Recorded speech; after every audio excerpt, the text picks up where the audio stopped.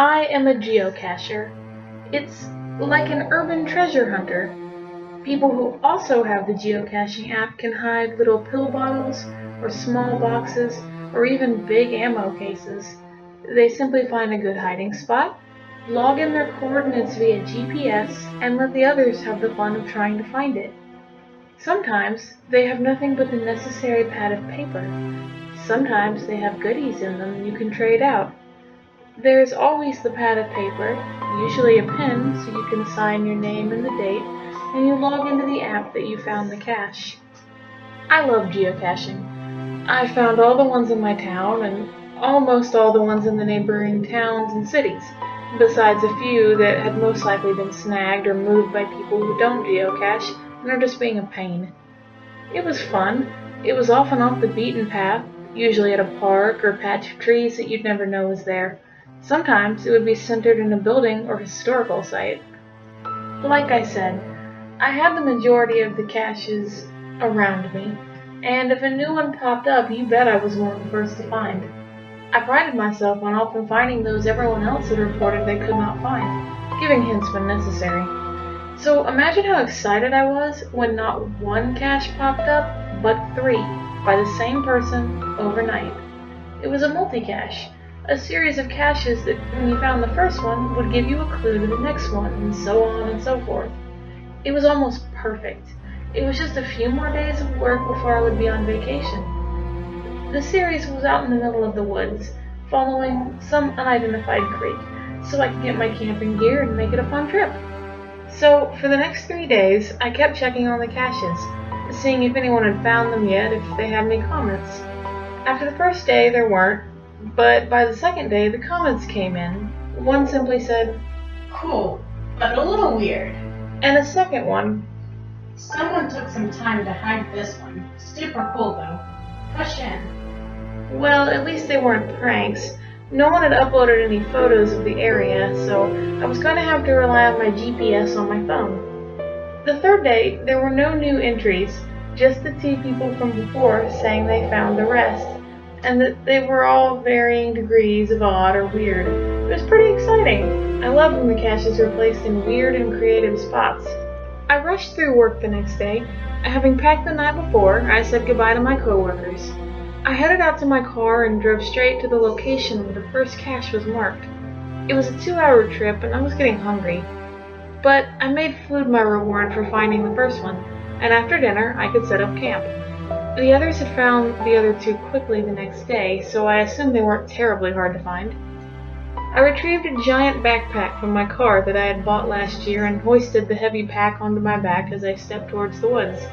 It had everything: my sleeping bag tied neatly to the bottom, my tent supplies at the top, and a change of clothes, some rations and fire starting tools, and a solar-powered charger for my phone.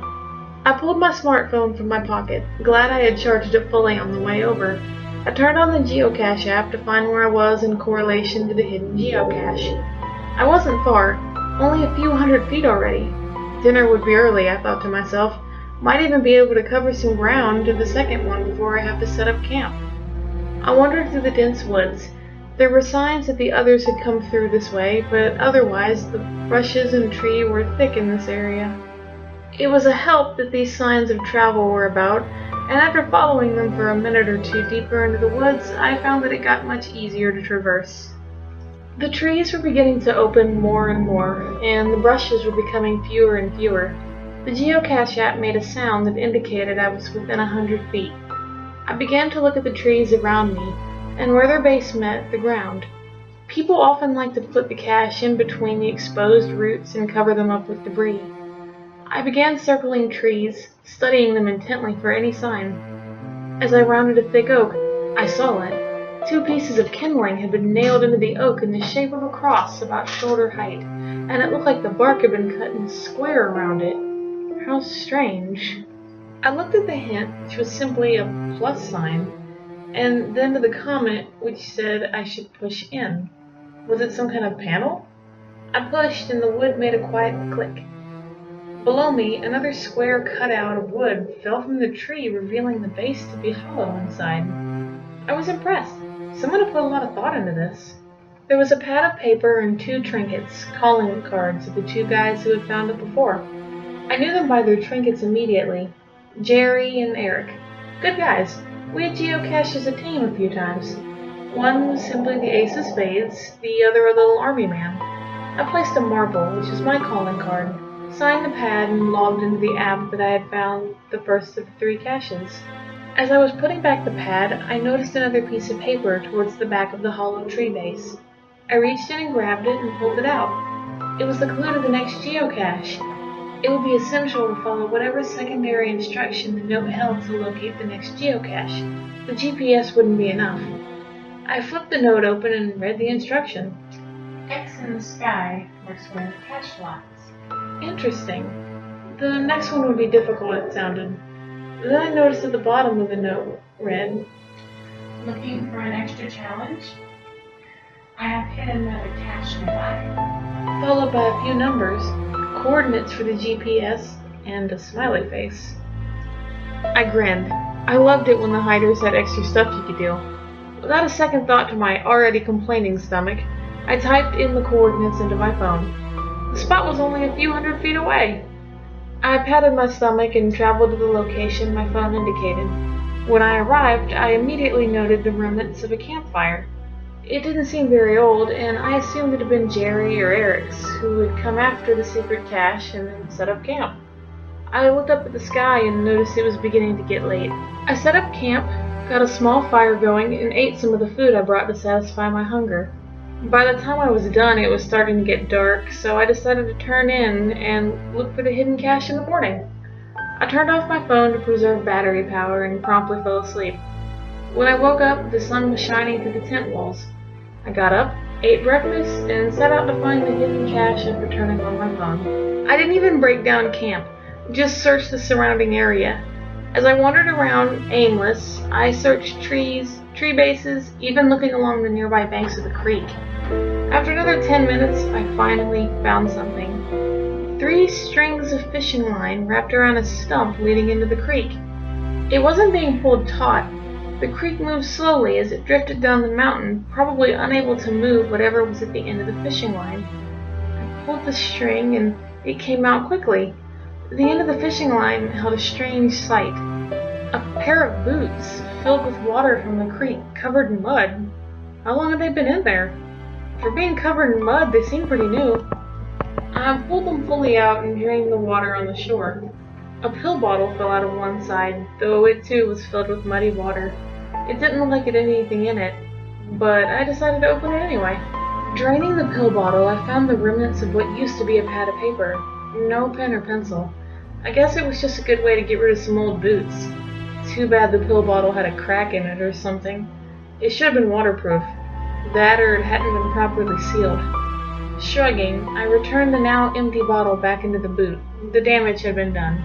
I threw the boots back into the water, feeling a little disappointed. I head back to camp and start breaking it down.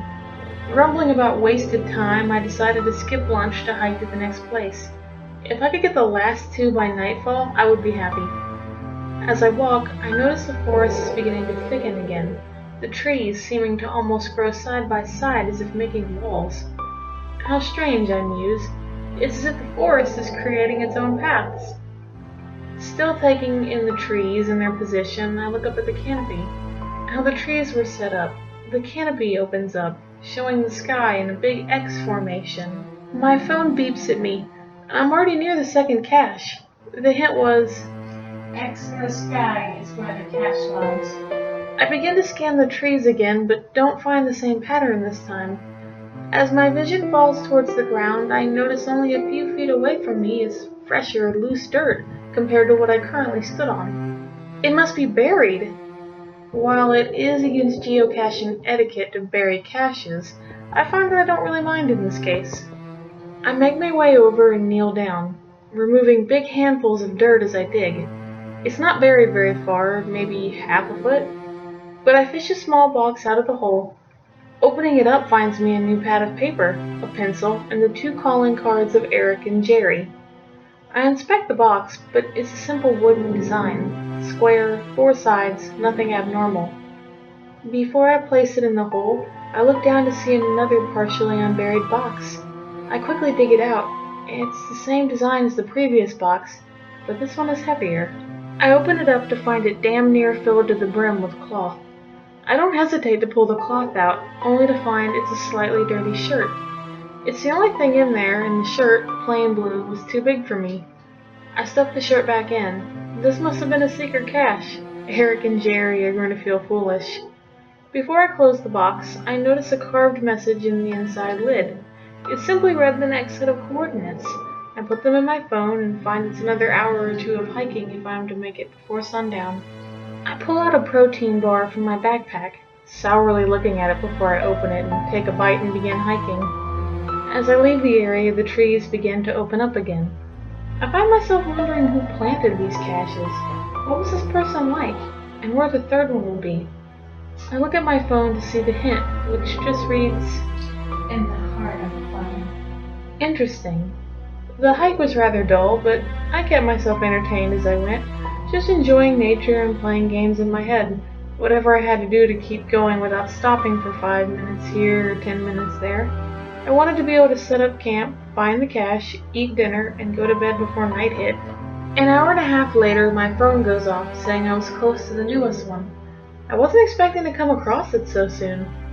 I figured there was still a good 20 minutes until I was near. I looked around my surroundings this time and found it to be sparse of old trees. Mostly new shoots about 15 feet high peppered the landscape around me. Not surprising, as the ground was peppered with big rocks. Hard for trees to seed here easily. I was happy though, as it was only 3:20 in the afternoon. I had plenty of time to do everything I wanted to get done before nightfall. The first thing I wanted to do was get this backpack off, so I figured I would set up camp once more before looking for the cache. Searching the area, I quickly find a clear patch where the remnants of another camp had previously been made. Strangely, there were 2 fire pits to mark this area for me. My mind races. The clue said I would find the cache in the heart of the fire. One of these was the fake fire where the cache was hidden, while the other was probably Eric and/or Jerry. I set up camp and grabbed my walking stick, grabbing the thick end, using the smaller side to poke and prod the ash for any signs. The walking stick gets caught on something round with some weight. I pull it up to find the strangest sight. Some kind of rib cage is barely hanging on the end of my stick. Did they cook a whole deer up here or something? No, it's not that big, and anatomically different. Looking back into the pit, I scream as I see the top half of a blackened skull. My scream echoes all around me as I drop the stick and leap back. What the fuck? Was that real? I step forward, inching closer to the pit. Perhaps it's just a prank or something. The rocks around the pit are dyed red though, and some of it's still wet and sticky. How did I not notice this when I first got here? I have to get out of here. I have to get out of these woods and tell someone about this. I turn away from the campfire, and I'm about to run from the scene. In my panic, I don't even think of the camp I've set up or the things I'm leaving behind. I don't pay attention to the jutting rocks in the ground either, which catches at my footing, causing me to slip, catching another large rock to my head as I spill to the ground. I roll over onto my back, suddenly feeling woozy, my vision blurry, then darkness. When I wake, I'm still lying in the dirt. The sun is almost fully gone down and the fire is crackling low. At least I hadn't too much wood on. Wait, I didn't light that fire. Fear grips me as I quickly look behind me to the fire pit, only to see nothing? No one is there, just the fire burning low, keeping my feet warm. I stand, feeling rather woozy still, before daring to take in my surroundings. I don't see anyone about, but it's clear someone had been here. I had to leave though. I had to get out of here. I am walking through the woods, and I'm all alone. I pull my phone from my pocket, but it's dead. Suddenly, in the dead screen of my phone, I spot someone following me quietly about 30 feet back.